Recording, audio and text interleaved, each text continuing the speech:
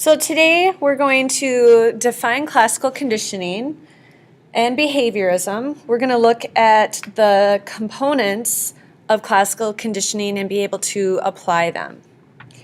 So the first thing you have to understand is the very first experiment that was conducted by Ivan Pavlov, who is or was a Russian physiologist that early on received a medical degree and spent about 20 years studying the digestive process.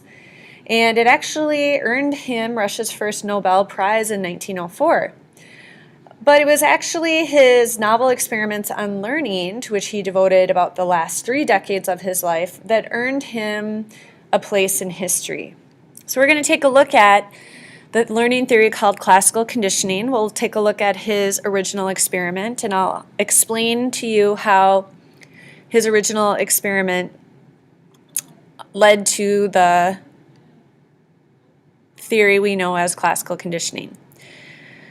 If you look at the definition, classical conditioning is a learning process in which a neutral stimulus becomes associated with a meaningful stimulus and acquires the capacity to elicit a similar response. The word elicit sometimes throws students a little bit. It means to produce or bring about. Associative learning is the idea that learning happens when we link certain events together.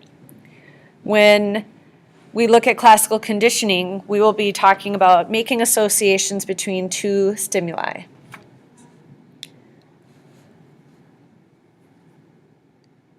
On this next slide, I have listed the terms involved with classical conditioning.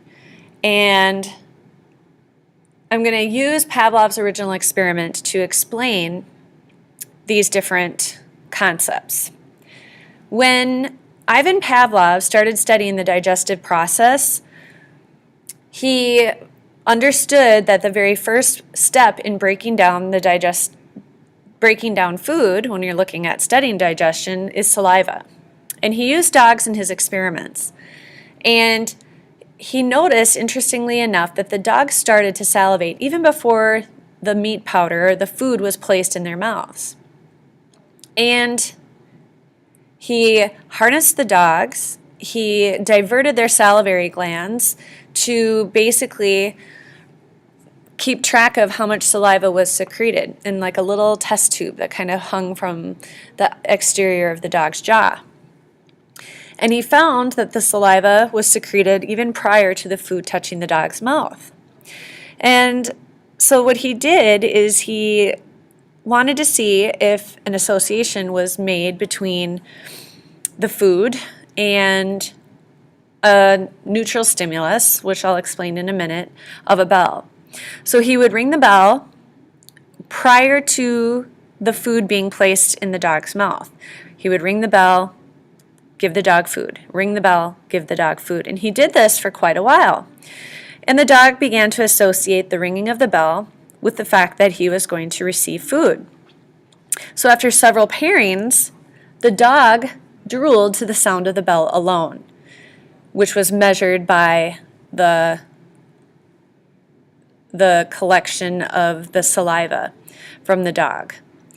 And then we can go on to apply the terms listed on this slide. For one, at the top we see what's called an unconditioned stimulus. This is a stimulus that naturally and automatically triggers a response. An unconditioned response is an unlearned response that is automatically associated with the unconditioned stimulus. So you'll notice with these two terms that these are things that we are innately responsive towards. If there is some kind of stimulus that brings about an automatic response, we look at it as being unconditioned. Now the word conditioned by itself means to be taught or to train. So if it's unconditioned, it doesn't need any kind of instruction. It doesn't need to be taught or trained. It happens automatically. So the stimulus brings about a natural response. In the case of Pavlov's experiment, the unconditioned stimulus that naturally and automatically triggered a response was the food.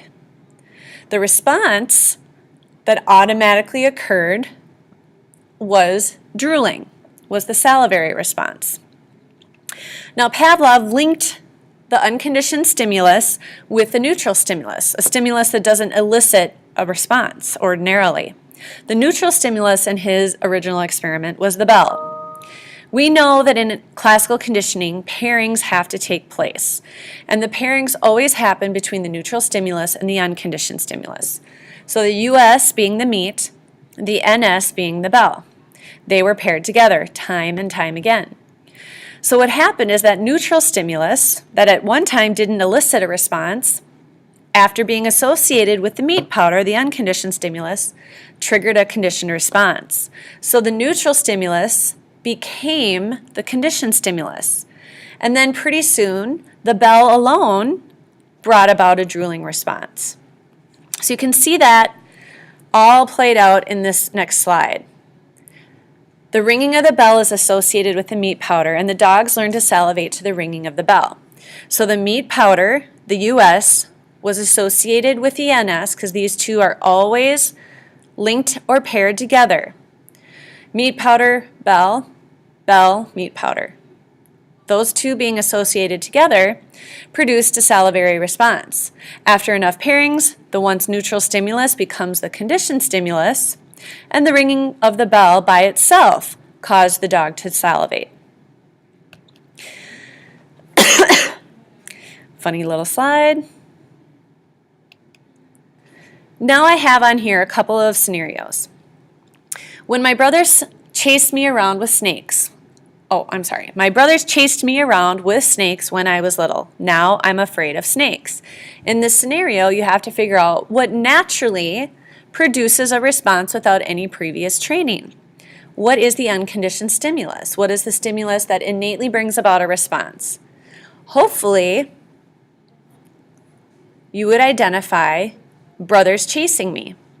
Now, no one has to tell you to be afraid or to run away when your brothers chase you. It's a natural response. What was once neutral was the snakes.